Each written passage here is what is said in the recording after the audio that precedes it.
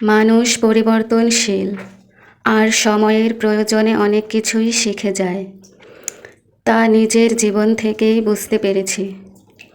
প্রথম যখন আমি এই বরিশাল শহরে এসেছিলাম পড়াশোনা করার জন্য, তখন কিছু চিনতাম না, জানতামও না কোথায় যাব, কি করব। আমার থাকার জায়গা থেকে কলেজ পর্যন্ত ভাড়া কত, অটো বা রিকশায় উঠলে মনে মনে ভয় করত, এই বুঝি কোনো অচেনা জায়গায় নিয়ে গেল। কারণ তখন তো আমি কিছুই চিনতাম না, কোন রাস্তা দিয়ে কলেজে যায় বা কোথায় যায়। এরকম অগণিত সমস্যার মধ্যে একটি উল্লেখযোগ্য সমস্যা ছিল, আমি অটোতে উঠতে হাতের বাঁ দিকে যে সিটগুলো থাকে ওই সিটগুলোতে বসতে পারতাম না। যারা অটোতে চড়েছে বা অটো সম্পর্কে যাদের ধারণা আছে তারা হয়তো জেনে থাকবে যে হাতের বাঁ দিকে যে সিটগুলো থাকে ওইখানে কোনো প্রোটেকশন থাকে না, একদম খোলামেলা থাকে। এখন অবশ্য অটোগুলোতে অনেক পরিবর্তন এনেছে, অনেক উন্নত হয়েছে। যাই হোক, ওই সিটে যেদিন আমাকে বসতে হতো সেদিন আমার কি যে কান্না পেত।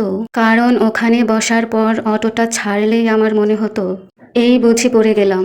আপনাদের কাছে হয়তো বিষয়টা অনেক হাস্যকর লাগতে পারে, কিন্তু আমার জন্য ওই মুহূর্তগুলো যে কি কষ্টের ছিল বোঝাতে পারবো না।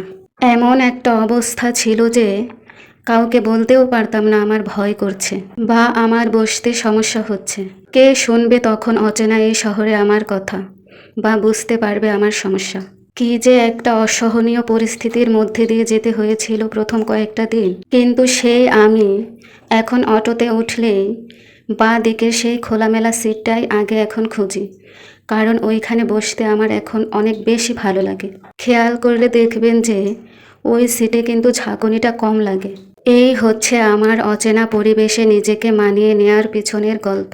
সত্যি, সময় আর প্রয়োজন মানুষকে অনেক কিছু শিখিয়ে দেয়।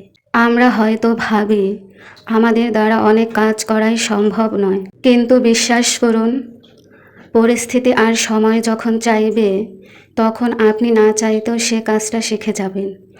এই তো অনেক কথা বলে ফেললাম। এখন ফুচকার দোকান থেকে ফুচকা নিয়ে নিচ্ছি। এই ফুচকাটা খুবই সাধারণ, কিন্তু খেতে অনেক অসাধারণ। যেহেতু বাচ্চাদের জন্য মূলত বানানো হয় তাই বেশি মশলা ব্যবহার করা হয়নি, তবে কেউ চাইলে প্রয়োজন মতো ঝাল নিয়ে খেতে পারবে। এই তো ফুচকা নিয়ে বাড়ি চলে আসলাম, এখন মজা করে খাচ্ছি।